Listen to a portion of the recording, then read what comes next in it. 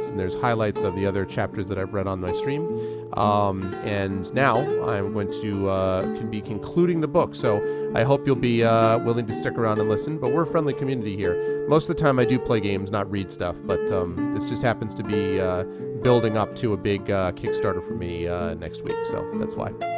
All right, let's see. And you're welcome to stick around. And also, there's a giveaway after this, by the way, so I will be giving away a game when this is done.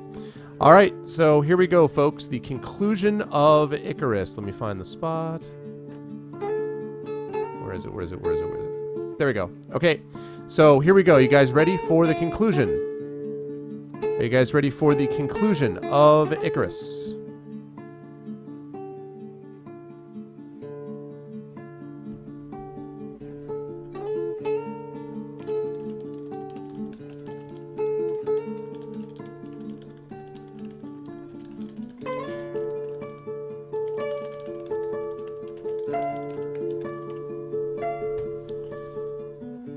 All right, you guys ready? Set.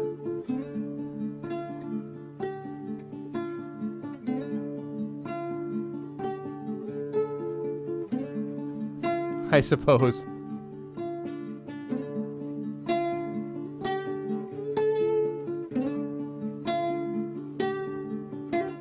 Yeah, ready. All right. Sounds good, Sunshine. Thanks. Okay. All right, then. Here we go with Chapter 16 and the conclusion of Icarus. The blue beam we were traveling on wasn't like the red ones we'd been in before. First off, we could look around in this one and move, and even talk if we wanted to, even though we didn't much feel like talking. It was a pretty fair bet that Icky'd had another one of his visions with the fur bar back there, and somehow we all knew we was heading to something final, though what it was going to be none of us could have said. Rig was still lying on the floor of the blue globe we was in, still panting a bit, but pretty quiet otherwise, and Fitzbill was looking out at the outside world, fingering that red amulet of his. In fact, he looked kind of sad. Icky's eyes were closed and his head was tilted back. Almost looked like he was sleeping, to tell you the truth. But the light kept flowing out of his wings and our globe kept moving on that blue beam. That was the other thing. It was all kind of quiet, real peaceful. The jail had been quiet too, I guess, but then I'd been worried about everyone else. Here we were all together, even in a kind of weird way, and it felt good for a bit just to know everyone was okay. Well, everyone except for Icky. I was the only one who'd been close enough to hear him just before we left the plateau. But I don't want this, he says to the furbark. It didn't take a genius to figure out he'd seen something about himself again, and maybe now he decided he'd had to do something about whatever it was he saw, even though he didn't want to do it. I mean, he'd screwed up a lot of things when he'd got down here, I guess, but most of it wasn't his fault. And besides, things had been pretty screwed up to begin with. What was I going to do about it? What involved was I supposed to do to help him, or Rig, or me? It was fine to hear Fitzbill going on about old creatures, and sure, so now I'd met a salamander king and a furbark. That don't mean all that damn foolishness was true, and prophecies about some turning and all that. But one thing about them, I never heard no one like me in any of them. But here I was, along for the ride like usual. I rubbed the back of my neck and looked out of the globe. We was going at a pretty good clip. Not so fast as the last trip we took, but still a good pace. I tried to figure out where we were, but all I knew for sure was we were going south. The mountains was behind us, and off to our right I could see a lot of lights in the distance. Probably Vias, I figured. I saw one flashing light below and figured it had to be one of the Magister towers. They were probably all hot and bothered looking for us now. I tried to think of what Renshaw would do if he knew everything that was going on and smiled. Running around like a fool, most likely. But we was a long way from Vesu for sure. Then something went off in my head and I looked out the side of the globe again. If Vias was on the right side of the globe and we was heading south, then it meant we were west of the city. And that meant... The hole! I says out loud, and Fitzbill looked at me kind of surprised. What? He says. I shook my head. Well, that's where we're heading, ain't it? I says. All that stuff about the center of the world and the place of the beginning and all that nonsense. We're heading straight for the hole. Fitzbill nodded. Yes, it seems likely. The hole is very old, you know, and very few have ever gone there. It makes sense that the center of the turning is the hole. Sense, I says with a snort. Sense ain't got nothing to do with it. Anyone sensible stays as far away from the hole as they can get. Flame demons hiding everywhere, probably Drox walking around like they own the place, lava 10 feet deep everywhere you step. The only sense is in running away from the place, not running to it. Fitzbill frowned. There's a difference between wisdom and superstition, friend Jelinek. The truth is that we don't really know what's in the hole, and the Magisters haven't ever let us find out. Yeah, and maybe they got a good reason for that, like keeping folks from doing some damn fool thing like we are right now. Personally, I got more interest in surviving than exploring. And do you think the only reason the Magisters don't want people going to the hole is for their safety? Fitzbill says. Think about it, Jelinek. The hole probably is dangerous, but no more than the Magisters themselves.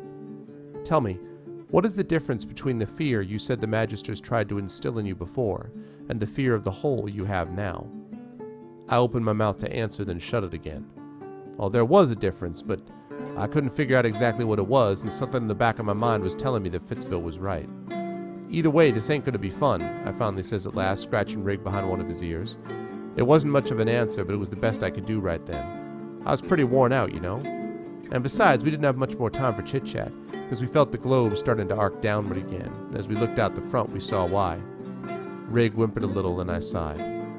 Saul's blood, I says. How'd we get ourselves into this? We were heading down the other side of the blue beam now, and we could all see where it was aiming, directly into the hole. Yep, there it was, a huge pit, more like a cavern, really, the opening big enough to fit 100 cities the size of Vias all at once. And there was the lava falls over the side and into the center. As we headed down, we saw a bunch of things fly by the globe, and as I looked out, I saw more of them, a lot more. They were just normal flickerbrads, but usually you only see a few of them at a time, maybe 10 or 20. Here there had to be hundreds of them flying around us and circling above and below. I didn't see anyone else moving, but I figured we'd find plenty of stuff when we arrived. Way below, I saw a few crystal beams shining back and forth, though I couldn't really tell if it was from a Magister tower or something else. And I could feel the heat getting higher and higher as we went farther and farther down. Saul's blood, I says again. Sometimes, you know, nothing really sums up a situation so much as swearing. Down and down we went, getting hotter the whole time till we was finally actually in the hole itself. It looked like the beam was aiming at one of the side walls, but it was still below where I could really see. And besides, I was looking around us too. There were lava falls everywhere, some small, some large, flowing right over the edges of the hole into the center. And what I hadn't known before was that the whole thing got narrower and narrower the farther we were down. It was kind of like one of those tunnels I'd used to get water into my canteen, although we was a long way from water now. It was pretty hot and getting worse. We're used to heat down here, sure, but we can only take so much. Fitzbill looked pretty uncomfortable. I figured it had been a long time since he'd been anywhere near an active lava flow. Rig was panting more than before, though that was probably much from being worried about what was happening as it was from the heat. Solars can take more heat than just about anything I know. Icky still had his eyes closed and didn't seem to notice, although I could see some sweat on his face. All the flickerbrads were above us now and getting smaller the farther down we went. There was only so far down they could go, too. Wherever we were going, there weren't going to be much other normal things down there with us. A few more scoracycles passed while the walls got closer and closer, and finally we saw a small, curved space on a small ledge where the beam ended. All of a sudden I remembered what happened the last time we got to the end of one of these trips, and I grabbed onto Rig, but I didn't have to worry. The globe settled right into that space like it was made for it, and then Icky lowered his wings and the blue light disappeared. I looked up, way up, where I could just make out the flickerbrads flying, but there was no more blue beam. We had arrived in the hole. For a few cycles no one moved, and finally I figured it was going to be up to me to get things cracking. Alright, so we're here, I says. Guess we better, look around some, right? The ledge was empty except for us and a few stones. There was a path leading from it on each end, and it looked like they connected somewhere down below. There was at least 2 lava falls near us, although not actually over our ledge, which was about the only good part I could think of about where we were. The walls weren't that far apart down here. I could see the other side from where we were, although it was still a pretty good distance. First I thought it was kind of funny I'd never heard about the hole being narrower at the bottom than the top, but then I remembered I'd never heard about anyone who'd ever actually been in the hole and gotten back out again. Sometimes I remember things I should have forgotten, you know. I looked for a little longer, then turned back to the others. Look, I don't know about the rest of you, but I'd like to get out of here as fast as we got in, and that means standing around probably ain't the best idea. Where do we go, Icky? But Icky didn't say anything. In fact, he didn't even open his eyes. He just stood there looking like he had when we left the Furbark.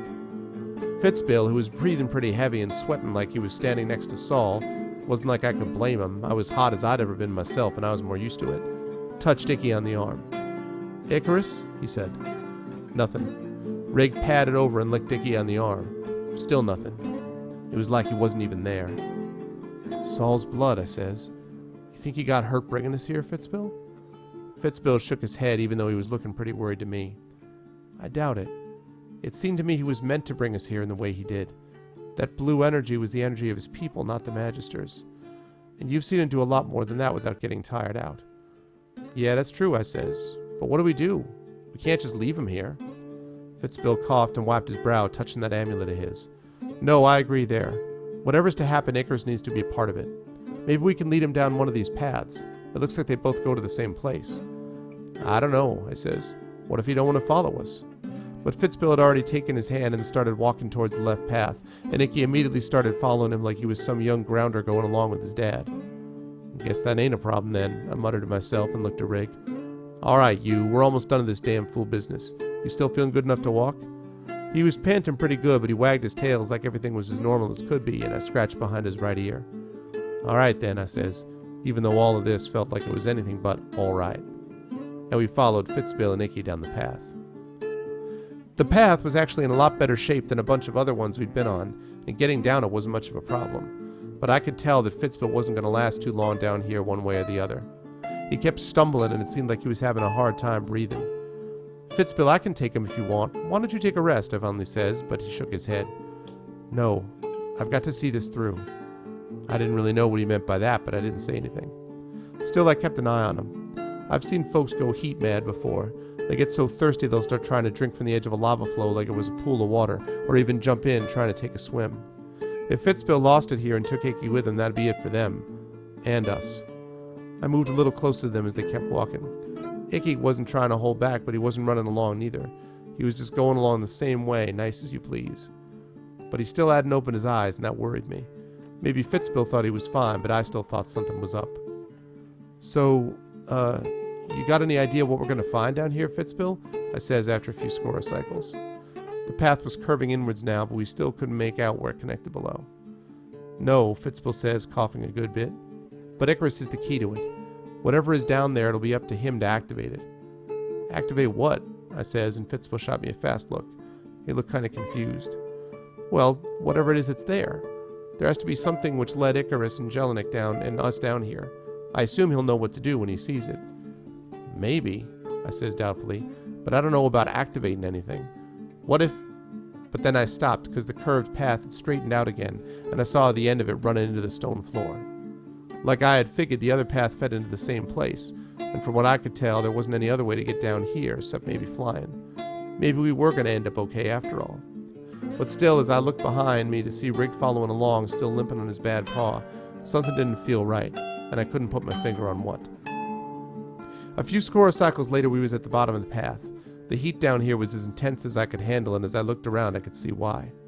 Right past the stone floor where the paths ended was a big metal platform, big as I'd ever seen of all, but it was sitting in a pool of molten lava which was bubbling and gurgling away. Now I saw where all the lava falls had ended up. The lava went from ledge to ledge and finally filled up this pool.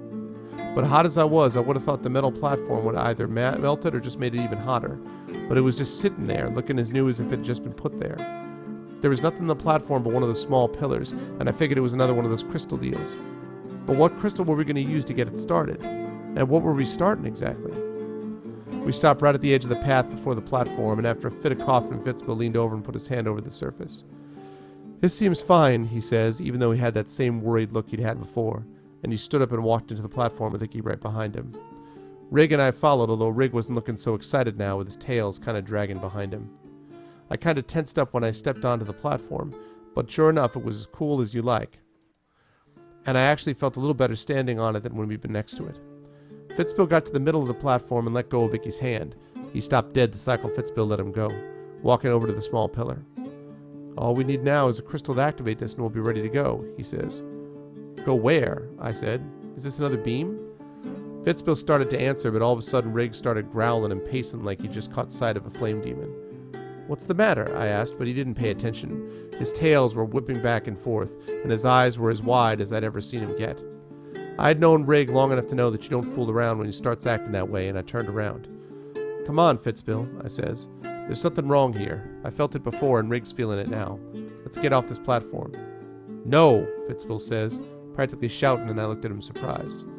We've come all the way here and there is a reason for it. We can't leave now when we're this close. As close to what? I says, and now I was starting to get suspicious.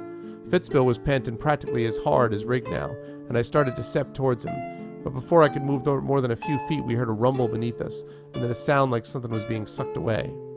Then the platform practically jumped. Fitzbill fell back and I dropped to one knee. Only Rig and Icky were still standing. I looked up, and then saw what was going on. By Saul, I says, or maybe I didn't. I wasn't really paying attention real careful to anything but what was in front of me. Something had jumped out of the pool and was holding onto a wall near the platform. And I mean something. It looked kind of like a cross between a Drock and a Salamander King, except this was way larger than either one. It was so long its body curved with the wall, and bits of lava were falling from it and hissing as they hit the pool below. It had a bright red shell, segmented and tough-looking, and its face was kind of strange, slimy and spiky all at the same time. But it had huge, sharp teeth, and when it curled its head back to look at us, I saw its eyes smoldering away like it had been lit on fire before finding us. I had heard stories about these things when I was a young grounder, but I always figured they was but a bunch of stories. Now I could see for myself they were as real as the furbargs had been. This had to be a fireworm. No one I knew had ever seen one, but they said they lived deep in the heart of Vol, swimming through lava like it was air, and nothing, including the Drocks, could stop something like it. Your only chance to be a hope it wouldn't notice you, but since it was looking right at us that didn't seem much like a chance to me. The worm lifted its front end off the wall and sent it splashing down into the lava, sending bits of flaming liquid everywhere. Everyone but Icky ducked, and it missed, although there was a nice sizzling bit of lava right next to me on the platform, which burned out pretty quickly. The worm kind of clacked and hissed or something like that. I never saw a fireworm before, and swung its body out again at the platform. Rig had just got himself down as the jaws clicked overhead, and as we looked around, I saw that Icky had somehow missed getting hit both times. Maybe it was just the luck of the draw, but something about that seemed off to me. But I had no time to think about it, because the worm was running around the wall, sticking to it like it was covered in glue, to get at us from the other side of the platform. Fitzbill, get Icky down, for soul's sake, I yelled at him, but he didn't seem to notice. He was on his knees next to Icky, grabbing at that amulet of his and panting away. Something was definitely wrong with him for sure, but at the moment we had bigger problems. Now the worm was on the other side of the stone path. We had walked down to get here, those jaws opening and closing, and all of a sudden it threw its body forward. The rock path smashed in bits, and I jumped out of the way as pieces of stone went whizzing by. And Icky was standing the whole time the exact same way, eyes closed, like he wasn't even there. The worm did its clacking and hissing thing again and skirted around to the left. I had just been thinking that we could maybe get up the other path that was still standing and get out of here, although if I had really been thinking, I would have figured there was no way we were going to get out the way we came. But the worm threw its body at us again, right into the other path, and down it went the same way as the first. I couldn't tell if the thing was smart enough to know what it was doing, but if it was trying to trap us, it done a damn fine job. Now we were standing on a metal platform in the middle of a bunch of lava while the fireworm was running around taking shots at us. It wasn't the best situation I'd ever figured I'd be in, you know? The worm skirted around the wall to the front of the platform again. Rig, I yelled. He was turning around watching the fireworm, but otherwise staying pretty much in the same place, as low to the ground as he could get. I couldn't much blame him, but we couldn't just sit in one place and wait to get smashed or chomped. Rig, I yelled again. I'm going to try to get it to go after me. When it gets close, you see if you can take a bite out of it. You got me? His ears dropped a little bit, like I just asked him to go throw himself in the worm's jaws. But he didn't start whimpering any fool thing like that, so I figured he'd listened. I stepped forward to the middle of the platform. Hey, I yelled, feeling about as stupid as I probably looked. Hey, if you're looking for a meal, here you go. The worm clacked and its eyes opened wider, and my stomach pretty much dropped out of me. Then it swung its body at me, and I fell backwards just in time. I felt its hot breath pass right over me, and I felt its teeth snap. Then I heard it do something between a scream and a roar, and I lifted up again. And damned if Rig wasn't hanging there, his teeth clamped onto its neck for all he was worth. Blood was shooting everywhere. The worms shook left and right and up and down, but Rig just kept hanging on, and before I could yell at him to let go, the worm fell off the wall and into the lava with a huge splash. I rolled out of the way as some lava splintered on the platform right where I had been. There was a rumbling sound, and then silence. I scrambled to my feet and looked over the edge of the platform into the lava. Rig! I screamed, but I knew it was useless. The worm was gone, but so was he. Sure, he could swim in lava okay, but he'd never get back out of it by himself. And I'd pretty much killed him, because he did what I told him to do. I dropped my knees and then didn't know what I did. I cried, I guess. There was nothing else I could think of to do. I didn't know how long I was there, but pretty soon I heard something behind me. First there was a humming, and then that went away and there was a kind of a regular sound from a regular voice. And then my head cleared and I figured out what it was. Someone was laughing, and not exactly nicely either. And I'd heard that voice before. I turned around, and sure enough, there was Jarvis at the edge of the platform, laughing away, with two of his guards next to him with the crystal stabs. I just stared at him. I had nothing left to say. Very good, very good, the Magister laughed. That really was very good. I hadn't expected you to do that well, actually. Fireworms are hard to kill, as you discovered. I've only done it once myself, and I had help. But you did that all by yourself, and without your savior there to help you. He pointed with his good hand at Icky, who still hadn't budged. And I'm glad you did the job. I wasn't in the mood for fireworm hunting myself. I'm sorry about your pet, but there are consequences. There are solars everywhere, you know. I'm sure you can replace him. He stopped and frowned. Well, could have replaced him if you were leaving here alive, which obviously you won't be. He stepped forward a pace.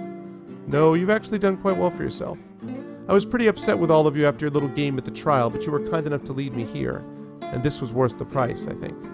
I'll enjoy learning everything about how this machinery works. And soon enough the memories will fade, and this will just be another one of the stories no one really believes. I'd gotten so angry listening to all of this that I finally found my voice again. How'd you follow us, I says. I thought you was back there at the mountains. Well, you see, that's why I am who I am and who you are, he says with a nasty laugh. I have many people who work for me, you know. I sent some of my guards to the mountain, but I assumed you would be gone before they got there. In the meantime, I wanted to hear from my source. He tapped his robe-covered arm and smiled. What source, I says, but already I was starting to figure out the answer. Jarvis smiled again. I think you can answer that question, can't you, Fitzbill? I looked at Fitzbill, who was bent over near the floor of the platform holding his amulet. Yes, the director was an awfully good source of information. He was good enough to leave a nice, visible trail for us to follow. I stared at Fitzbill. You mean he's working for you? I says, feeling sick. Oh, not on his own, Jarvis says. No, he was always too disobedient to help us. But that amulet, well, that amulet is particularly persuasive. As I looked, I saw the amulet flashing on and off, and all of a sudden everything clicked. You were controlling him with that amulet. And that's why I was having such a hard time down here. The farther down we went, the more he was fighting against it. More or less, Jarvis says. That's always been Fitzbill's problem, really. He's always been so fascinated in the past and the ancient world that he would just keep these things he'd found so he could study them. Once he was in the jail, it was a simple matter to use the amulet to focus my control on his mind. And from that point on, he belonged to me. The Magister grinned. Shockingly weak-minded, actually, but I suppose I shouldn't be surprised. Compassion tends to make one vulnerable. I didn't think I'd have to use the control, but I'm glad that I had it there just in case. I stood up unsteadily. My mind was racing and my face felt hot. So that's it, I says. Now you just kill us off and it's all over. That's how a powerful man loses. That's real brave. Bravery isn't what got me to where I am, demon waste, Jarvis snarled. And I've wasted as much time as I can afford to spend on vermin like you. I wish I had more time to punish you for what you put me through, but I have other more pressing things to deal with. Get down on your knees and I'll do you the favor of a quick death. I'll jump in a lava flow, I says, swaying back and forth. I was so exhausted I could barely stand straight, but if I could have shot fire from my eyes, Jarvis would have been a cinder. I ain't bowing to you, I says. Now or ever. Jarvis's face twisted in anger, and he lifted his arm. The robe fell back, and I saw that red crystal started to glow. I took a step forward, and then everything seemed to happen at once. There was a big, huge rumbling, and all of a sudden the fireworm shot out of the pool and crashed down dead on and right through the stone right in front of the platform, sending shockwaves all through the hole. The two guards were thrown right into the lava, and I heard them screaming something terrible as it ate away at their skin. Jarvis stumbled and fell, but caught himself just before falling in with him. I fell backwards and nearly rolled into the lava, and as I looked up half-dazed, I saw, and to this solar cycle I still can't believe I saw it, Rig, shaking himself, lava dripping off of him, and stumbling over to me before falling over. He looked a mess for sure, but he was alive. I reached over to him, but then we heard a screech, and we saw Jarvis staggering towards us, drops of lava burning into his skin. His face was all scorched and melted, and as he got onto the platform, he lifted his arm with that crystal of his. But just as it got ready to fire, we heard a humming sound, and all of a sudden the platform glowed blue and shook. From all sides of the hole, blue beams shot out into the platform, and somewhere in the distance we heard a bunch of explosions. Rig and me looked over at the small pillar, and there was Fitzbill holding onto it for dear life, pushing that crystal amulet into the little hole at the top. He had managed to get the necklace off his neck. "Get away from there, filth!" Jarvis yelled, and pointing at Fitzbill with his arm, he fired a red beam. Before any of us could do anything, the beam struck him square in the chest, and with a look I'll never forget, the director of the academy toppled back into the lava. But the amulet stayed, and the pillar glowed a bright red. The platform shook again, and with a lurch, it started moving upwards at a good clip. Jarvis lifted his arm and pointed at me, screaming something I couldn't make out, and I felt Rig crawling towards him, but way too slow. The beam fired, and I felt everything slow down. But right as the red light was about to hit me square in the face, a blue light blasted through it, and Jarvis's face looked like he'd just seen a Drock walk into his office. We looked behind us. Standing there with his wings wide open was Icky, but not the Icky we'd known before. He was glowing in all blue light, not just his wings, and his eyes, finally open, were blazing with blue. In the red glow of the lava, he looked scarier than 3 Jarvises put together. "Your time is ended, Jarvis," he says, his voice deep and booming, and with the echo from the hole, it felt like there was 3 of them speaking. "You belong to me," Jarvis croaked, covering his eyes with his good hand. The blue light was so strong now that it was hard to see anything. "My time has just begun." And he fired that crystal off again, but Icky smiled and raised his arms, and blue light seemed to flow from everywhere, the platform, the hole, everywhere, and into him. Blue light shot from him through Jarvis's red beam and into Jarvis, blowing him backwards off the platform. And as the platform shot above the surface of the hole, Jarvis fell, with a scream that I still hear sometimes when I'm dreaming, down and down and down and down. For some reason right then I thought about what it must have been like when Icky first fell into Vol. He must have seen just what Jarvis did on the way down, the rush of red, the lava flow, the ground coming fast. Except, of course, Icky had wings.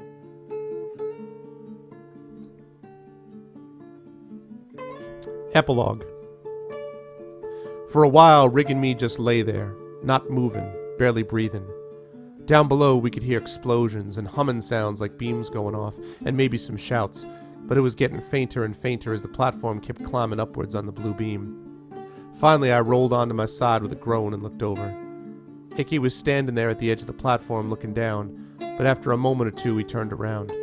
He was still glowing blue, but he had his old smile back, and as I looked at him, he came over and kneeled. "Good to see you, Jelinek," he says, and his voice was the same old Icky.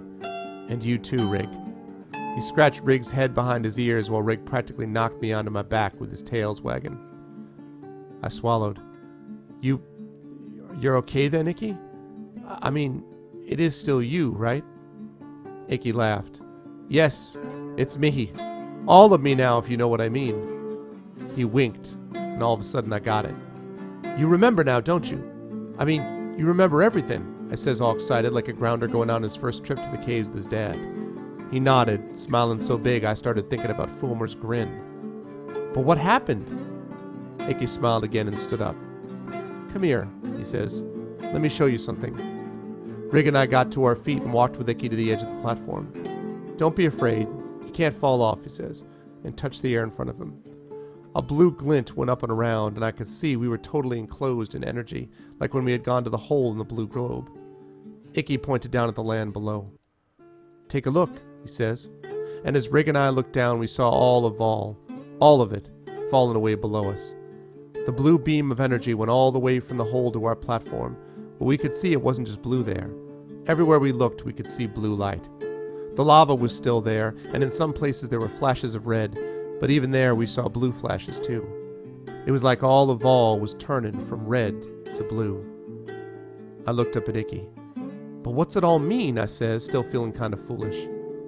He smiled again. "It means," he says, that the turning has happened. It means that Jarvis and the Magisters are finished. Most of all, that Vol is free. Well, at least free from them. It's going to be up to your people to decide what they want to do next. Magisters are all dead then? I says. No, not dead. I imagine many of them are still fighting. Probably some will fight to the death. But the energy which gave them their strength is fading. In time, they'll be no more powerful than the people they enslaved for dodocycles. And I imagine they'll have a lot to answer for when that happens. He laughed, and his voice sounded kind of light, like a huge weight had lifted off him or something. But how did it all happen? Was it when we killed the worm? Well, when Rig killed it, I says, petting his fur while Rig panted as happy as when he's getting ready to eat.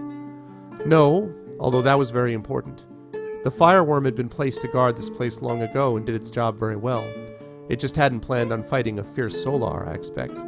The fierce Solar, who I could tell was going to get a swelled head at this rate, rolled onto his back so he could scratch his belly. But no, it wasn't killing the worm that did it. This platform, specifically that pillar, was the key, Icky said. I looked at the pillar where the amulet was glowing a bright blue. Fitzbill's amulet, I says. Yes, the amulet. Jarvis simply thought of the amulet as a way of controlling Fitzbill, but if he had truly taken the time to study it, he might have discovered that it had much more power than simple mind control. Fitzbill had found that amulet many dodocycles ago. He couldn't discover what it was for, but he knew it was powerful. It was designed to go here, to this central platform. Once the amulet was in place, all of the pillars through Vol responded to it, and all of their collected energy flowed through the land to this place.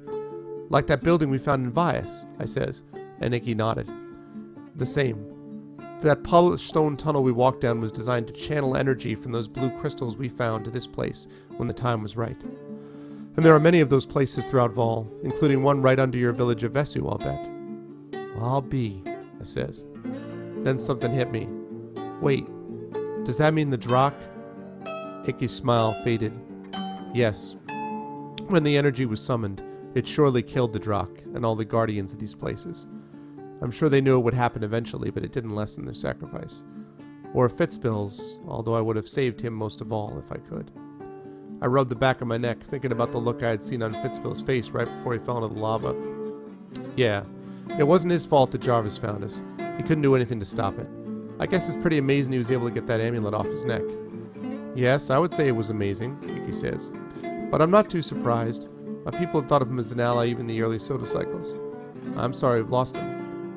But Icky, I says a little uncertain, what's all this about your people? Who are you then? Icky smiled again. In a way, I'm surprised you don't know more about us, Jelinek. The stories told you everything you need to know. He looked down at the surface of Vol, getting harder to see as we kept going higher. And besides, we're cousins, after all. What? I says, looking at him. I was starting to worry he might have taken another knock to that skull of his when the platform started moving. What do you mean, cousins? Well, hectocycles ago my people came to this world in search of a different place to live, Icky says. To Vol? I says. The world is much larger than Vol, Jelinek, he says. We came to the world looking for a place to live, and we built massive cities in the sky using our magic to keep them safe from harm. But eventually we realized that we needed more energy if we wanted to build more, and so we found the volcanoes. 3 of them, to be exact. Okay, what? I says, totally confused. Icky laughed. Volcanoes. You live in the largest of them, which you call Vol. In the distant past, they would erupt violently at times, and those eruptions were responsible for shaping and shifting much of the land in the world above. They are all dormant now, and in fact the smaller 2 have now had their energy completely exhausted. Vol, though, is still a powerful source of energy. We built energy collection systems like the one we're on now, and the Master Towers, and then left some of our people here to manage those systems and mine for new energy while the rest of us returned to the sky. And for a while, it was enough. But dodocycles upon dodocycles passed, so many that eventually we forgot about the people we had left behind. Well, perhaps we didn't forget them exactly, but we ceased to be interested in them. All that mattered was that the energy continued to flow in. And over many, many dodocycles, gradually the people in the volcanoes changed physically and mentally. Eventually they forgot where they came from, even forgot who we were except in rumors and old stories, like the ones your father told you, Jelinek. That was when the Magisters came to power, those who still possessed our own ancestral gift, or at least a little of us. Wait, I says. Are you telling me that Jarvis was one of you? Not just Jarvis, Icky says. Strictly speaking, Jelinek, you're one of us too. I stared at him, tall, fair skin, blue eyes, and those wings. And me with my red skin, half his height, some pathetic who cares grounder who can't talk proper and can't even think straight. Who in Vol would make me like him? He must have guessed what I was thinking, because he laughed. You don't believe me? Of course we look different. It's been a very, very long time since the people in Vol have been in regular contact with the people in the world above it. And there are many creatures native to Vol. Flickerbraths, Solars, Drox, and many others. Even the caves. Even the Salamander Kings. But our people are the same. Think about it, Jelinek. Haven't you thought once in a while that there was something familiar about us? About me? Isn't there something similar about the way we view life, the people around us? He folded his arms and looked kind of mock stern. Or do you base everything on what you see on the outside? With Rig, say, who everyone but you thinks is just a pest. Did you only rescue me because you were curious? Or because there was something about me that reminded you deep down of yourself?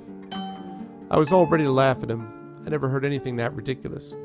But I looked down at Rig, who was quiet now, looking back at me, and all of a sudden I realized that for everything weird about Icky, and there was a whole lot weird about him, you know, from the beginning there had been something about the hot meals that made sense too. In fact, I felt a hell of a lot closer to him than to anyone I'd ever met, except for Rig, of course. But Icky? And me? I cleared my throat. Well, I don't know nothing about all that, I says. But I never met a Salamander King or a Furbarg or been in the hole before, and now all that's happened. I paused and looked up at Iggy, who was smiling again. Maybe I just don't know all that I thought I did. Or most folks don't know most of the time what they think they do. But they'd rather sit around telling each other a bunch of fool lies and go find out the truth and finding out they were wrong. You know? Icky nodded. Nothing is more frightening than what the truth might be. But the funny thing, Jelinek, is that what the truth might be is almost always and more frightening than what the truth actually is. You said it yourself earlier. The Magister seized power and kept it by keeping your people in fear of what might be. That way, no one ever dared try to find out what what was actually going on. Okay, I'm not sure I'm following all this exactly, but let's say I buy all of this so far. It still doesn't explain what you're doing here. Icky's smile went away again and he sighed. Well, that's the toughest part. For Dota cycles, nothing disturbed this normal order. You mined and managed, we got power, and that was that. And when the Magisters came to power, at first we didn't even notice. Why would we? It had been a long time since we had ever really thought about the volcano. But then we started to notice power disruptions, with blocks of our cities going dark. Our guards were losing their ability to channel energy. So the leader of our people went down to Vol. There he found out about the Magisters, and found out also that open warfare was about to break out between them and the rest of people in Vol. When he returned and told the rest of us what had happened, people basically fell into two groups. The first said we should correct our mistakes, overthrow the Magisters, and work to reintegrate the people who lived in Vol with the people who lived in the sky. And the second said we had gone too far to do that our peoples were too different, and that we needed to support the Magisters to ensure we would get our power regularly. If everyone else in Vol was enslaved as a result, that was unfortunate, but unavoidable. It's charming, I says. Icky frowned and shook his head, but not at me. No, it was certainly not that. The fact I'm ashamed that there was even such a discussion. The choice should have been obvious. But it wasn't, and the discussion ranged back and forth. Finally, one person stepped forward and said he had brokered a deal with the Magisters while we had been arguing, and that our power supply was now assured. Our leader, the one who had first discovered the problem, was furious, but the other one was well respected and powerful, and my people had grown to love the power they wielded so much that they hailed him as a hero. The leader left our home in disgust and was never heard from again. In his place, the other one became the new leader. And that's when you stepped in, huh? I says. Icky nodded. Yes. Something felt very wrong about all of this to me, and so even though I was young as my people count the time, I took it upon myself to discover the truth. It took me a long time to find out what had really happened, asking questions carefully, discovering and reading accounts which had been sealed from view. And soon I came to know that the deal this person had brokered was not a deal at all, but an arrangement based upon his helping the Magisters. In other words, he had used his own power to personally help the Magisters win the war and seize control for good. Saul's blood, I said, looking at Rig, who had his head tilted the way he always did when he was curious. So that's why the Magisters have always been so damn worried about us thinking of the land above. Yes, Icky says. Not all the Magisters were equally bad, of course. There were some who used the energy from both, those who used the energy from Vol sparingly and to good purpose. I imagine Arnold, the one who saved us, was one of the better ones. But most used the energy to enhance their own power, and went so far as to alter their bodies to make use of that power more easy. Like Jarvis, for instance. But look, Iki, I says, this is all good and fine, but it sounds all kind of personal to you. Why did you care so much about what was happening to us? Iki looked out at the ground of Vol again, now so far below we couldn't make out individual shapes anymore. For a long time he didn't answer, but finally he says, because of two things. First, because I thought we had made the wrong decision and for the wrong reasons. And second, because this was personal. He turned to look at us and I was stunned when I saw a tear on his cheek. The leader who left us was my father, and the one who was made leader in his place, who helped the Magisters enslave your people, was his other son, my twin brother. I opened my mouth and closed it again. All of a sudden everything made sense. But Iki? His brother? You mean those pictures in your head? The visions you were having were... I says, half confused. Yes, all the visions were of my half-brother. I had just assumed they were me, since I had forgotten... all the visions were of my brother. I had just assumed they were me, since I had forgotten nearly everything about my past, and I hadn't questioned things further. In fact, no one ever told me anything different. The Salamander King said my people were the masters of all, not me, and both the Drakh and Fitzbill had seen my brother, not me. As you might guess from my story, my brother can be as charming as he is treacherous. Ironic, since I had come here to reverse the damage my brother had done. When I found out what he had done, I confronted him and told him I would have nothing to do with this scheme, and he laughed at me and told me I could do nothing about it. So I decided to go to Vol myself and do what I could to stop what had happened. But while I was flying there, my brother followed me with several of the people loyal to him, and they blasted me with energy while my back was turned. When it struck, I was knocked out and fell into Vol, though I regained consciousness in enough time to slow my descent and land on that flame demon for you. He smiled. Once we met the Furbarg and triggered the bridge to the hole, I fell into a trance, one which I could only be woken from with the use of our land's native energy. When Fitzbill put the amulet on the pillar and activated the platform, the energy woke me and restored my memory. And, well, here we are. He smiled. And I'm glad, because we've done what we set out to do. It will take time, but your people will be free again. What about getting the energy you need? I says. We'll find another way. I would rather we remain on the ground and find our own sources of energy than enslave others to do it for us, although my brother will no doubt think differently about it. He sighed, then brightened up again. But all of that's for another time. At least for now, the turning has happened. I nodded and looked down again, but now I could barely see anything. But I was starting to notice something, some white light coming from somewhere. Hey, Iki, I says. I understand about this being the key to the turning and all, but where is this platform headed exactly? Iki's smile got bigger and the white light around us was getting brighter too. Well, once triggered, the platform is designed to return home. I thought about that for a cycle, then stared at him with my mouth open. Wait. Are you saying this platform is heading up and out of Vol? Yes. Iki put a hand on my shoulder. We're heading for my world, the world above, if you think you want to come. I looked at him, then at Rig, who was wagging his tails, and I thought about my little home down below. But then I thought about Iki and Rig and seeing other things. Other places, you know, the stuff out there. I sighed and petted Rig. What do you think, boy? He rolled to his feet and gave me a lick.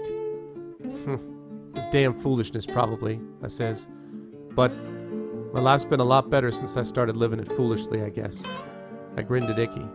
Why not? He smiled back. Then look up, he says. You'll see it soon for yourself. And I looked up, and the light near blinded me. And just for a cycle, I forgot about everything but just being there, taking it all in. And then, we were there. The end.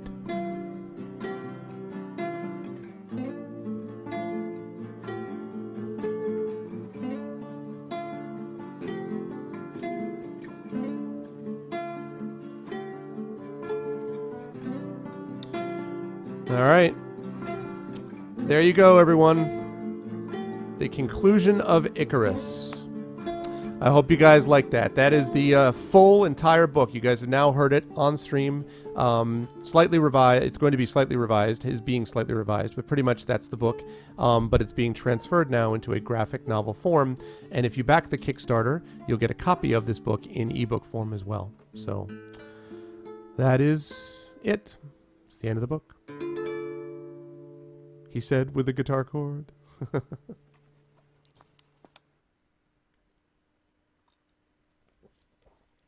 Thank you, Seth. Yeah, thanks, Samaria. Jedi, yeah. Well, like I said the other night, if you guys back the Kickstarter and if it does really well, then the way to get me to read more stuff is to allow me to write more stuff is to do this as well. Whoa, hold on a sec. Arv, I often say kind of jokingly I don't enjoy fantasy literature. That's mostly because I firmly believe literature has to be more than entertainment, no matter how well written it is. Most fantasy literature out there is weak as hell in the discourse teaching department.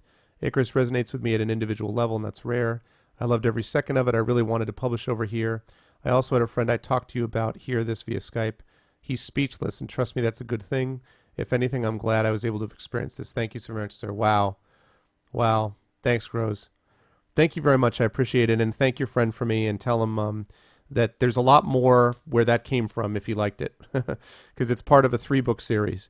And the second book is about what they find on the surface of the planet, and then the third and final book is going to the actual city in the sky, the floating city where the brother is. So, but I very much appreciate that. Thank you, Grows, and yes, let's hope that we can get that done. Yeah, sorry, Mac. Well, it's not totally spoiled because I'd like to think that there's other parts you get too that you can sort of pick up on Jelinek and, their sort of relationship with each other and,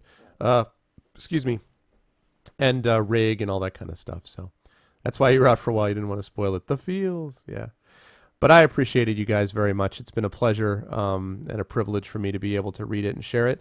And I'm really looking forward to it. Like I say, on Tuesday's stream, I'm going to be debuting 2 of the color pages, which Satobo has seen from the artist, who I think has done a phenomenal job. Matt has done a phenomenal job so far. Sad is going to be showing us a couple of still shots from the work he's doing on the game.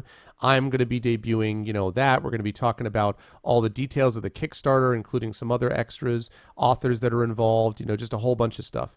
And so, we're going to be doing a whole bunch of things with it. As I say, if you liked what you heard and you really enjoyed it, number one, thank you. I really appreciate that. And if you like what you heard, the best thing you can do is try to back me, as much as you can. You called the twin thing early. Yeah. Yeah. Good call. I was thinking I should just have him get out of the shower scene in Dallas. He's like, and it was all a dream. Oh, goodness me. But anyway, it's been a pleasure. And so that's it. If you like it, as I say, next Tuesday, January 14th, mark your calendars. The Kickstarter will go live, and my stream will go live on Tuesday, January 14th at 4 o'clock. Although I am streaming again tomorrow, but I'm just letting you know for that as well. So don't hate me. Yes, and Mac was one of the people who had bought my book, which is why it's funny. I looked over and I saw Mac had come in and was like, was like, who is this guy? What is this nonsense? And I was like, yeah, that's funny. Mr. Troll. Anyway, so with that out there, that means that we have one last thing to do for tonight before I send you off on a raid, and that is, of course, the most important thing ever. No, I'm not going to say it's the most important thing, but it is something which is extremely important, and of course, I am referring to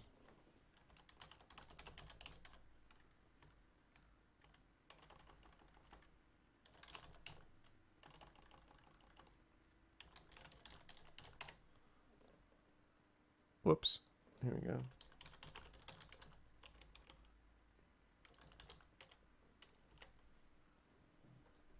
Here we go.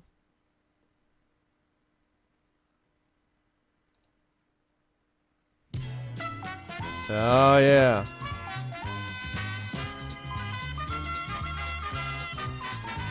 That's right. You know what that theme means. That means it is time for a giveaway. Giveaway, giveaway, a giveaway, giveaway, giveaway. It's time for a big giveaway. All right, let's see what we got up for tonight. Let's see. I have... Let's see. Okay, good. So I've got 3 things for tonight. I don't know, Lego. I got to think about it. I'm going to have to see. He was asking why we hadn't rated him yet. We hadn't rated him yet because half the time Law's not on when I get off. That's why. We will see. I'll take a look and see who's out there, and I may well rate him. We'll see.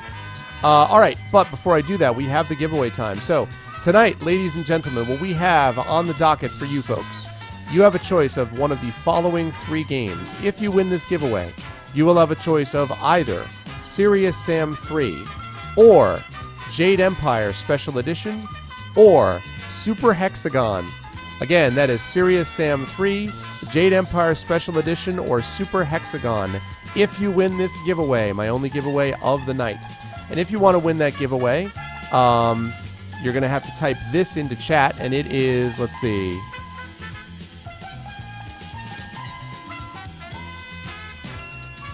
I think this is appropriate. The keyword is...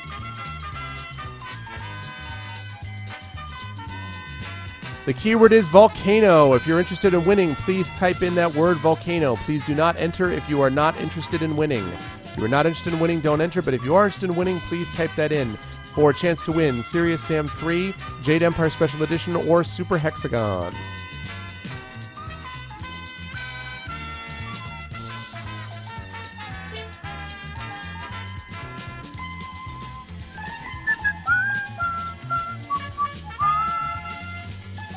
That's cute, Twisted. Very cute. Also, thanks to Sunshine1234 for the follow, although I think Sunshine has already left. But thanks for the follow, Sunshine. I appreciate it. Again, this is for Serious Sam 3. Oops, sorry, let me restart that. This is for Serious Sam 3.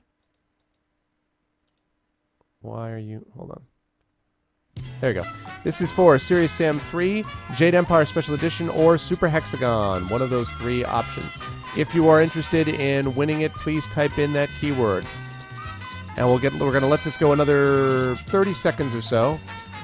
Always, Mac, I will always love you. I will always love Mac. I totally understand. And by the way, congratulations, by the way, on graduating and doing the primary school thing.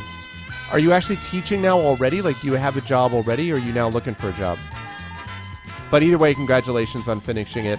It's definitely a big step for you, so congratulations, man. But yeah, for everybody else, if you were interested, please make sure to type in that word volcano if you're interested in winning the chat. I'm going to let this go in another 20 seconds or so.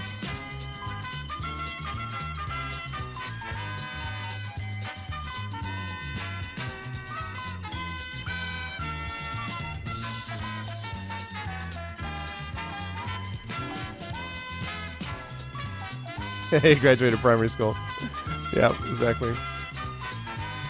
All right, if anyone else wants in, let me know if anyone else wants in.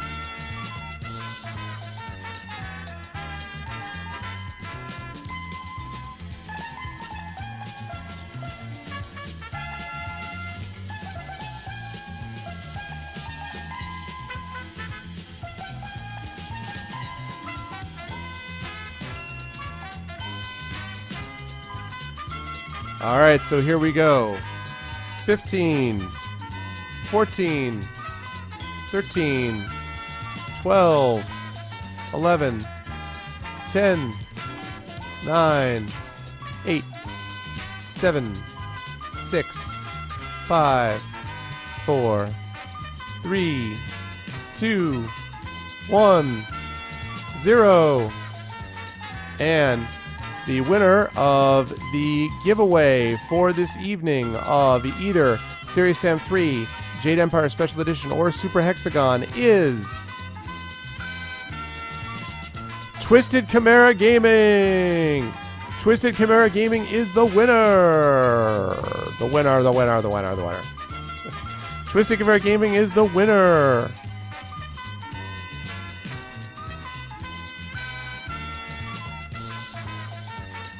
Da, da, da, da. Twisted, you have won for this giveaway one of the games. Yes, you've won that giveaway for you. It is true for you. This giveaway, it is for you. Now you've got to decide what's there for you. What's it gonna be? Hee hee hee hee. Oh, man. What's it going to be, man? Now you must choose Serious Sam 3, Jade Empire Special Edition, or Super Hexagon. And I believe all of these, by the way, are courtesy of Glog, if I'm not mistaken. I think these are all Glog specials. Actually, no, that's not true. 2 of them are Glog specials, but Super Hexagon might have come from Glob Monkey, I want to say. Serious Sam 3!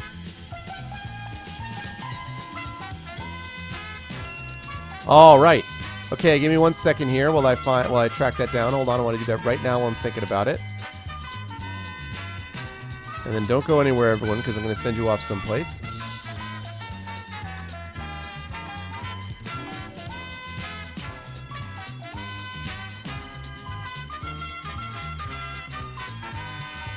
Hey, what's up, KB? All right, let's see what we got here.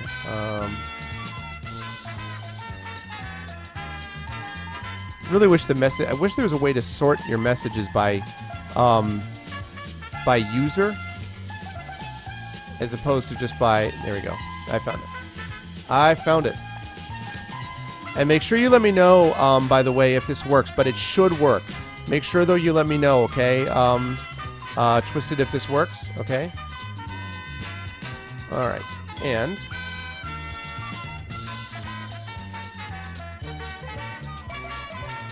All right, and let me send this PM to him. Hang on.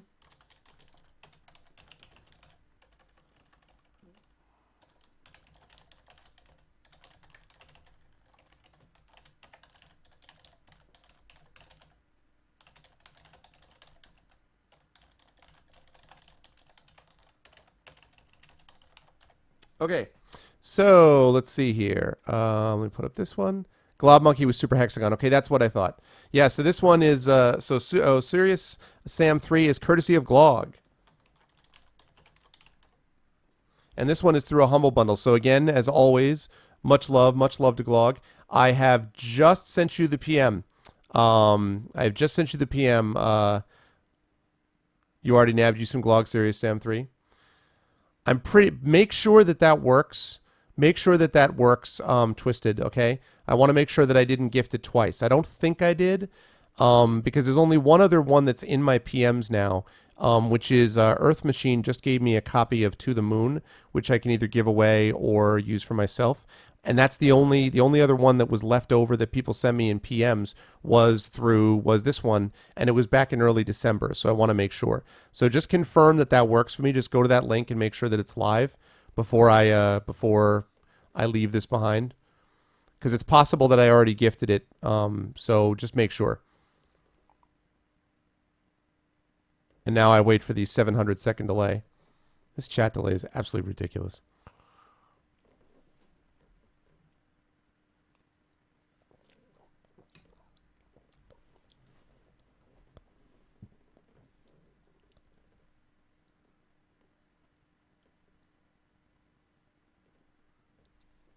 Yep. Yes, it is. Yes, it is. So, what's the verdict there, Twisted? As I pop up and take a look at who we got out here. Let's see what we got here.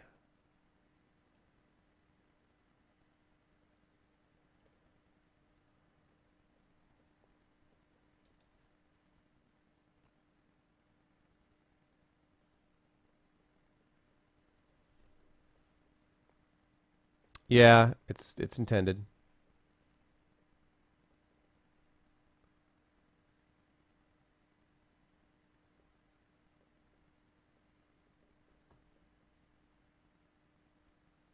Oh. That's odd. Wait, I don't understand. That what I gave you was the key.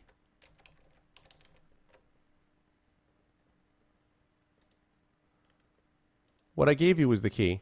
So somebody used it. So that means I already gave it away. Damn it. Yeah, it's my fault. My fault. Okay, so if you could pick one of the other two, that means I gave it to Grow. What I did was that, so Grow's won Serious Sam 3. I didn't think I had given that one away. I'm sorry. I'm also extremely tired, so. Okay, so one of your other two. You got one of the other two choices, Twisted. That was my last Prime PM Humble Bundle game. So I'd already given that one away. So you have a choice of Jade Empire Special Edition or Super Hexagon.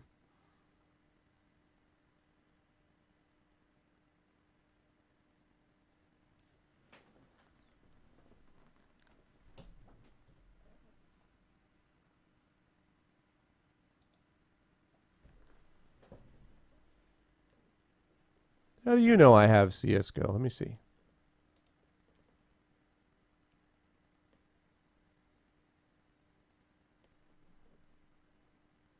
You won Glog Series Sam 3. Yeah, so that was my fault. That's the problem with when I got the bunch of the Humble Bundle keys, I kept trying to keep straight in my head. I should have written it down somewhere.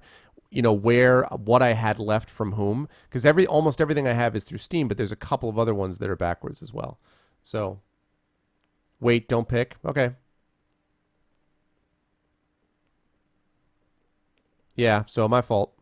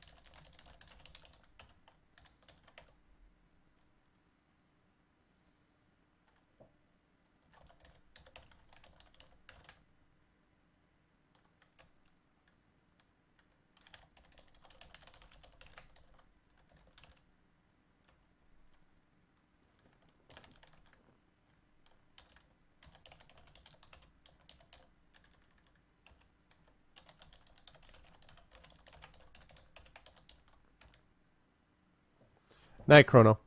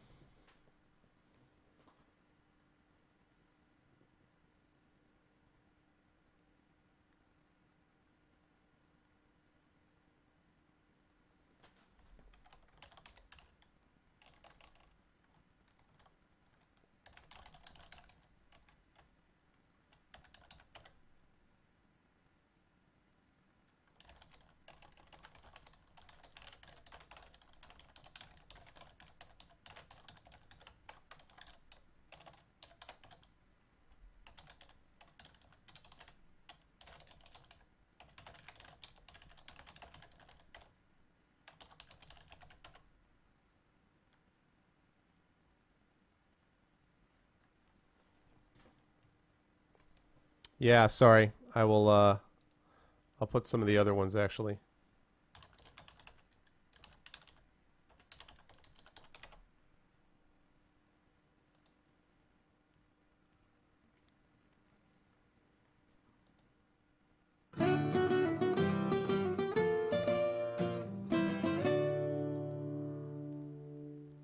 Okay.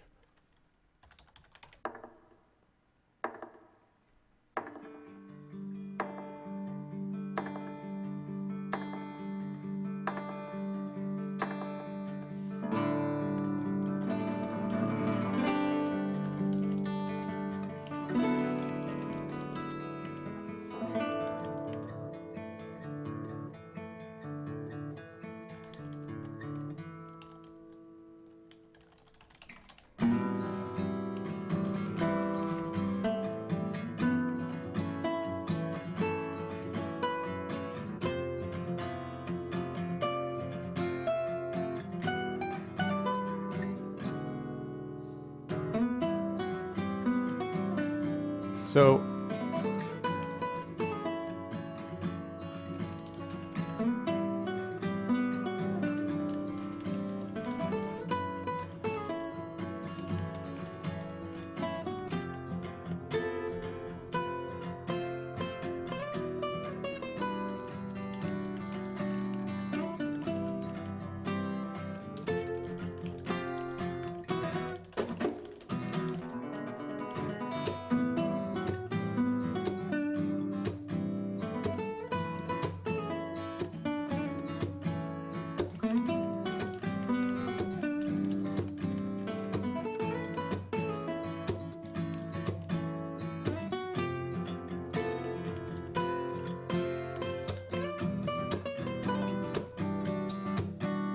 all right.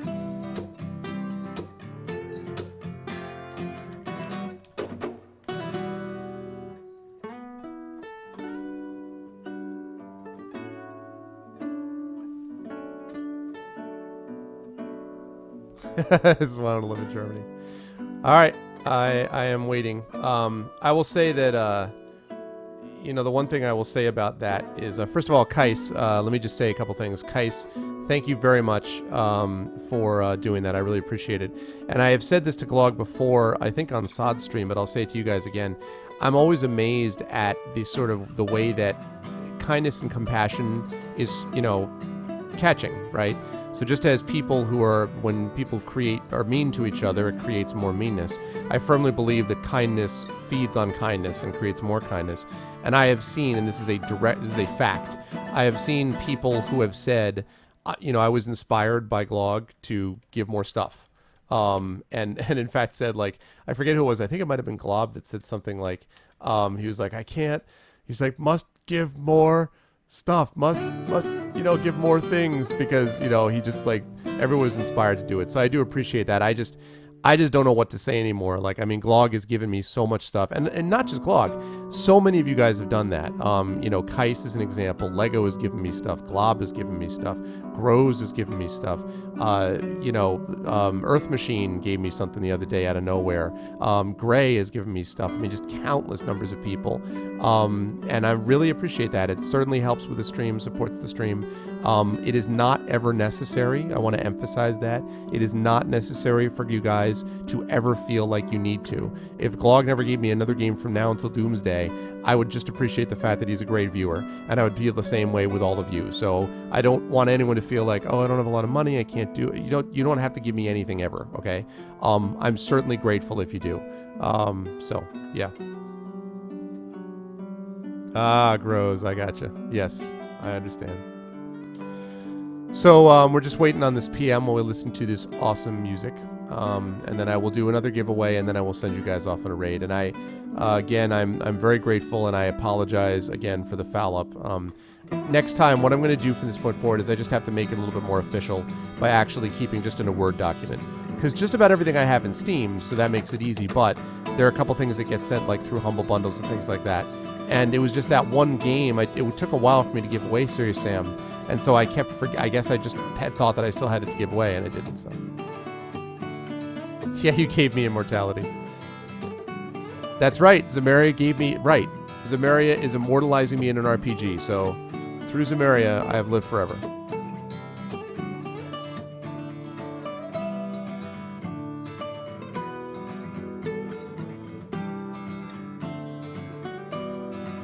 You give me one free back rub.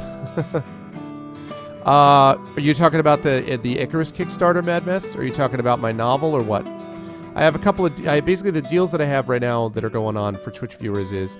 I can send a copy of my first novel, The Third Sign. Okay, cool, Glog. Let me check that in 1 second. I can send a copy of The Third Sign to anyone in the world. I shouldn't say that. I can send a copy of The Third Sign for $20 sent through PayPal.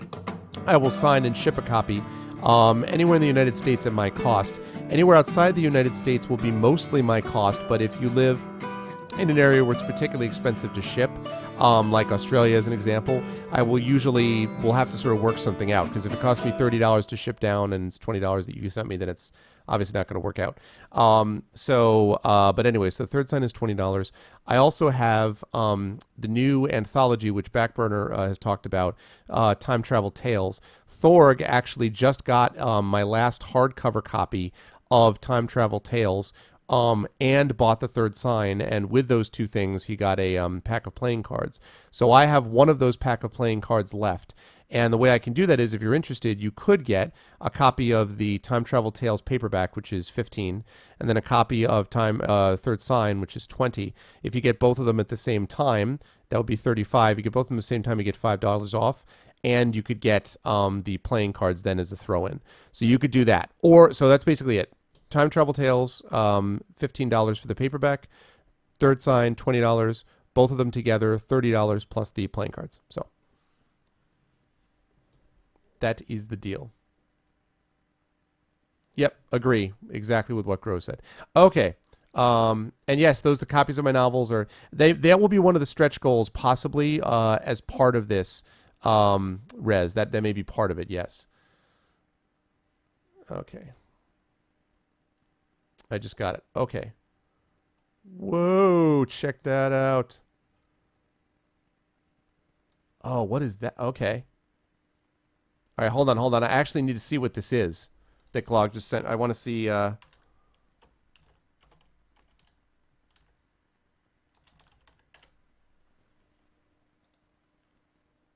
do we got? What do we got?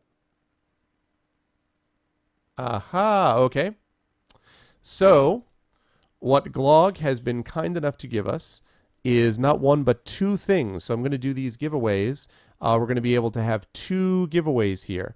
You sent it to me with PayPal, but PayPal can do things in a number of different ways. Basically what it is if you have a PayPal account, which is by far the easiest, having a PayPal account just allows you to send money basically remotely. So you can connect, if you have a credit card, you can do that. You can link a bank account to it. Like if you have a checking account, you can link it to that. And then you can send it to me that way. And that's what Thorg did. And that's what, that is what Roix did. And that's what Sod did as well. So that's basically what most people have done. Once in a while, we can work out something else if you can't do PayPal, but it's not very easy for me, honestly, in any other way. PayPal is just very universal, so it's a lot easier to be able to do. So anyway, but if you're interested, definitely drop me a PM on Twitch, and I will let you know. However, we have to fire up. This, although I don't want to do Price is Right music here. I want to fire up something different because, I don't know, I just am feeling in a more mellow mood. So let's go with this. There we go. We're going to fire up a little bit, something a little bit different. Still video game related, though. Okay. So the two games that we have tonight, we're going to do two giveaways for this, okay?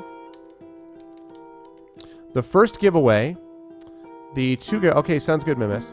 So there's two giveaways that we have tonight. Two giveaways. Count them, two. The first giveaway is going to be for, this is going to be what it's for, Humble Bundle X. Now, if you take a look at what Humble Bundle X is, it is the following set of games: To the Moon, Joe Danger 2 the movie, Papo and Yo, Runner 2, and I believe Reus and Surgeon Simulator is in this also, if I'm not mistaken. But definitely those first four: To the Moon, Joe Danger 2 the movie, Papo and Yo, and Runner 2. So Humble Bundle X is going to be the first giveaway. And let me see, what can I do for... Let's see what I can do for the first one. Let's see. I love these guys. I love this music.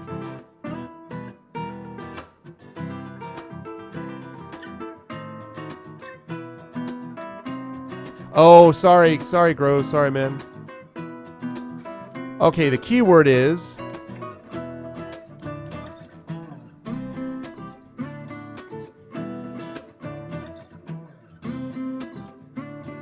The keyword is appropriately this.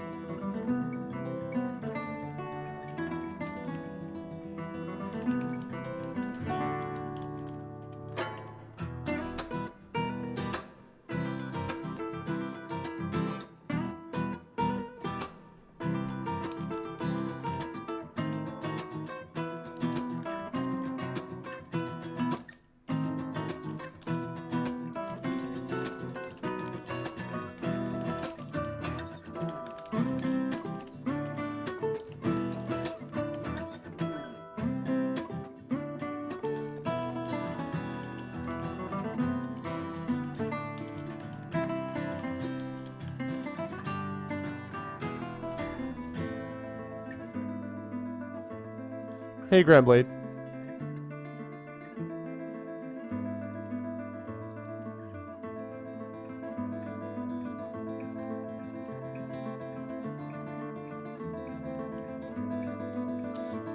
This piece of music is a Castlevania medley, and it's done by these guys called the Super Guitar Brothers. They basically do classical guitar arrangements of different video game themes. So they have like Final Fantasy medley, they've got this one, they've got the one I was playing before was Chrono Trigger, they've got Super Mario World, they have a ton of them, Zelda Ocarina of Time, they do a Metroid, the Metroid one is badass too. Just really cool stuff. I mean, I love classical guitar anyway, but yeah. Yeah, I know, delay is just really terrible, I agree.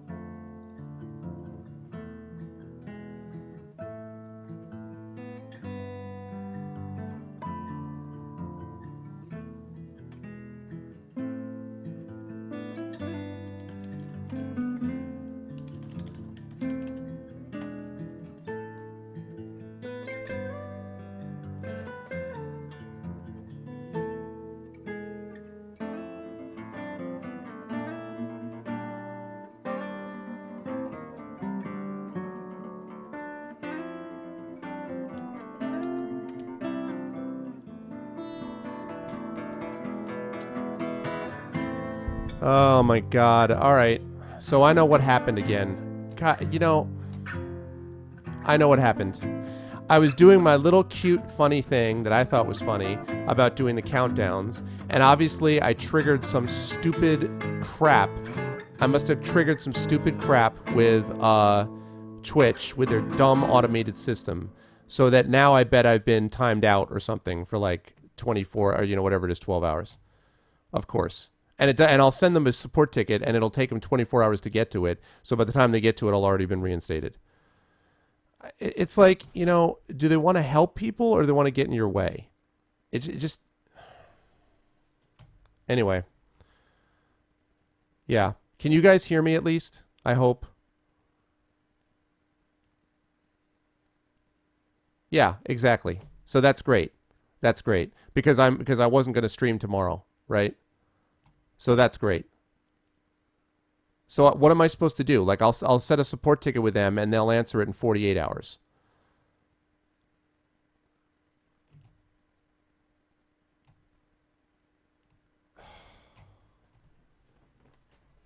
So goddamn aggravating. All right, I'm glad you can hear me. Now you can just hear me with a 400-second delay. So frustrating. So frustrating. Ugh. All right. Anyway. Okay. So we're gonna have to deal with this chat delay, and I'll have to put. It's ugh. No, it's not a hiccup. I know what it is. Because what happens is, the other thing is that it's completely, what it is I don't think it's 24. I think it's probably 8 hours. What happens is, I mean, it's not my bot. That's the thing. I don't have a bot. It's Twitch, because Twitch has this thing where they say, oh, you're putting in a bunch of numbers. Obviously, you must be something bad. We will automatically ban you or something, you know, like, and it'll be like an 8-hour thing.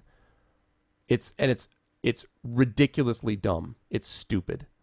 It's a dumb idea. It's my page. It's my own page. I think it's probably 8 hours because it happened once before, and I wasn't thinking. I was just like, oh, this will be fun. And I did the little countdown thing, and they're like, oh, it must be some kind of a bot. Ugh. No, I mean, I'm not like banned. I'm not like banned like, you know, banned or anything.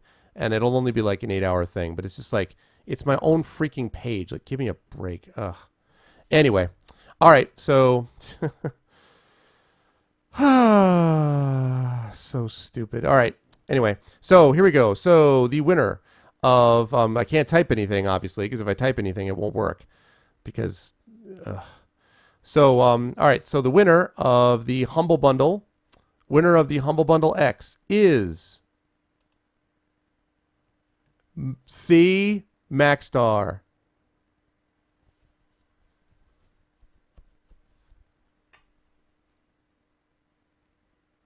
Oh, great. Delightful. So it doesn't even show that. It doesn't show that because Dashbot doesn't work. Okay, so the winner is Maxstar. I can't actually type it in because apparently even the Dashbot doesn't work because otherwise I'm a bot. Because that makes sense at all. God. Anyway, but Maxstar, you are the winner, Maxstar. You'll hear this in about 5 minutes. But when you hear it, you are the winner. And so you have won the Humble Bundle.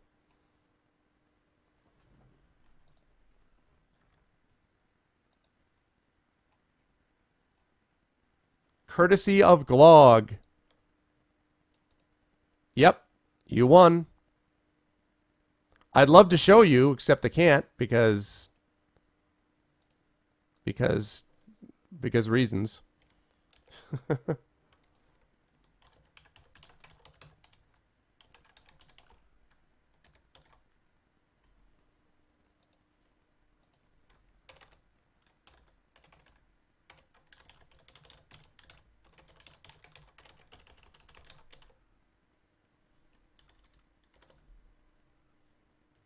Yep, it happened.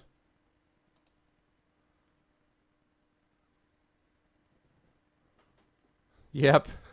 Oh, the stream's frozen?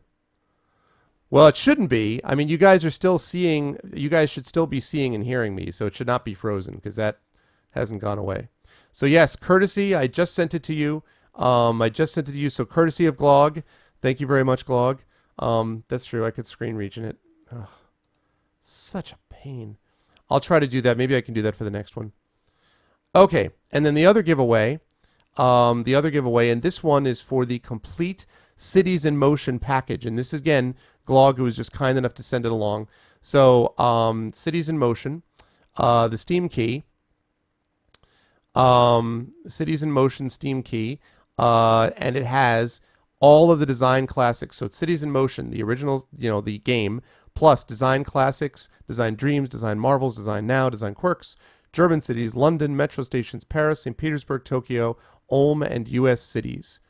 So the second giveaway is the Cities in Motion package.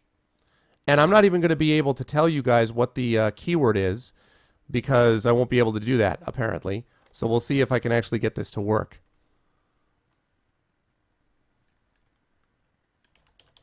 I bet this isn't going to work because of the chat ban, but we'll see if I can get it to work. If you're interested in winning the Cities in Motion 1, with that DLC, and again, you're not eligible if you've won anything before. If you won anything else tonight, you're not eligible. So if you were interested, please type this in chat. Let's see if it actually comes up. And of course it didn't, because why would it? So the keyword is city. The keyword is city. If you guys could type in C-I-T-Y, city, into chat, that is the keyword.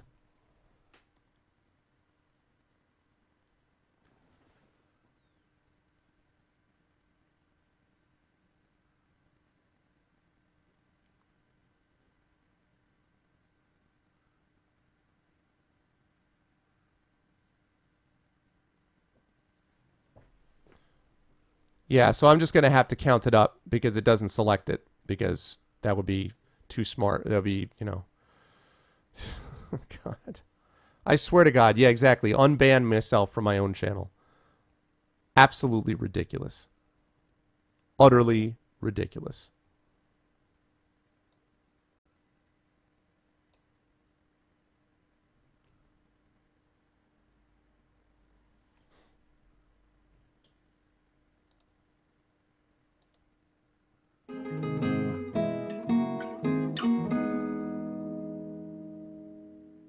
You actually don't want it? Okay, no, it's fine because it's not working in the same way.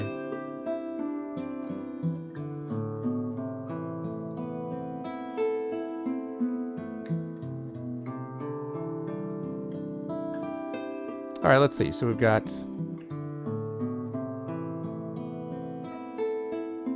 Okay. So, I'm going to do this a slightly different way because the automated system's not working right now because I'm banned from my own channel.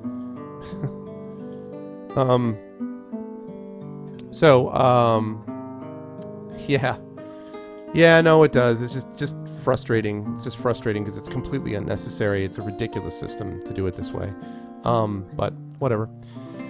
It is what it is. So, yeah, it is better than YouTube. It's right. No, I like Twitch. Some of these things just drive me nuts.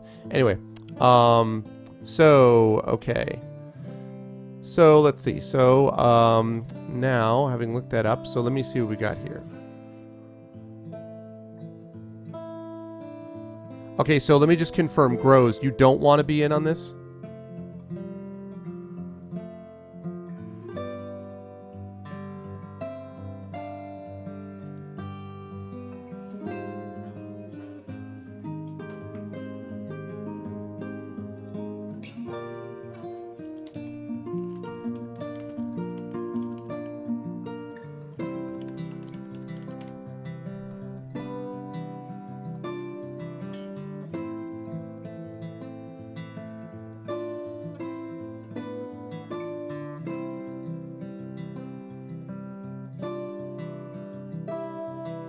Hey, what's up, Adam? I'm giving away Cities in Motion, but I can't do it my normal way because it's going to get me upset if I talk about it again, so just because of something dumb.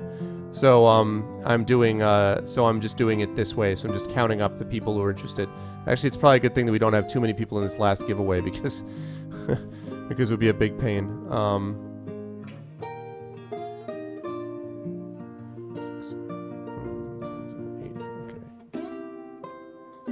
Okay, so if you want in... Yeah, I know, right?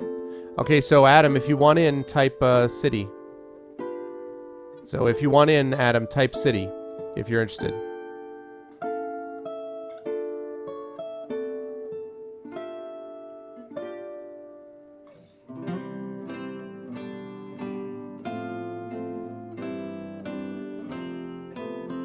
And if not, that's fine, you don't have to, but just let me know either way, okay?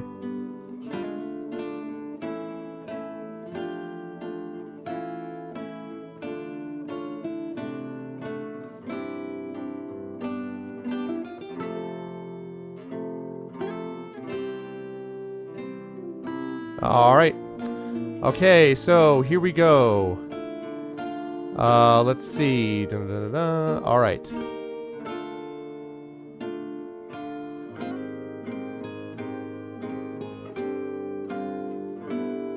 Okay, here we go. So here we go. And the winner of Cities in Motion,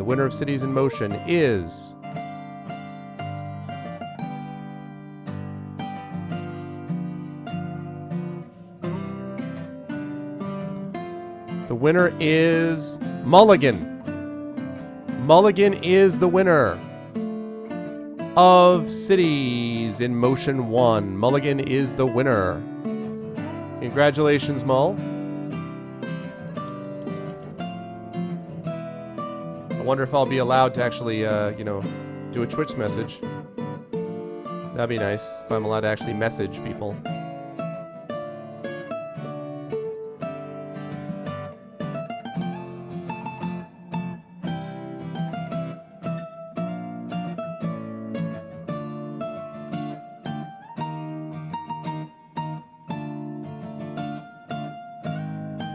I'm still allowed to send messages. That's nice.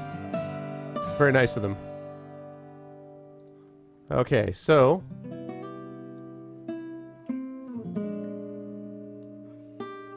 Alright, let me send this right now.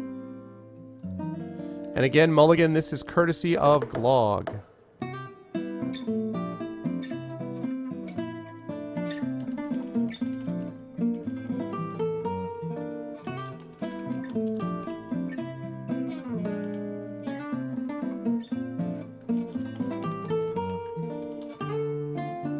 Okay, so again, this is courtesy of Glog. So yes, this is courtesy of Glog, and with many, many thanks to him. Okay. And Mulligan, the message has been sent. And Glog, again, as I've said, just thank you so much. I really appreciate it. Definitely, everyone has shown you much love because they know the drill. So I really appreciate it, man. Thank you very much. Okay, now, before I say goodbye to everybody, hopefully I'll be back tomorrow night to stream, assuming that everything's okay again. But anyway. But it was a fun stream tonight, though. We did finish Icarus, and did get some more work done in Fallout New Vegas. I will probably go back to Fallout New Vegas or continue Fallout New Vegas tomorrow. And then we'll probably have a giveaway at some point during the end of the stream. Again, assuming everything is working again with chat, because really frustrating. Now, as far as the rating situation, let's see. What have we got here?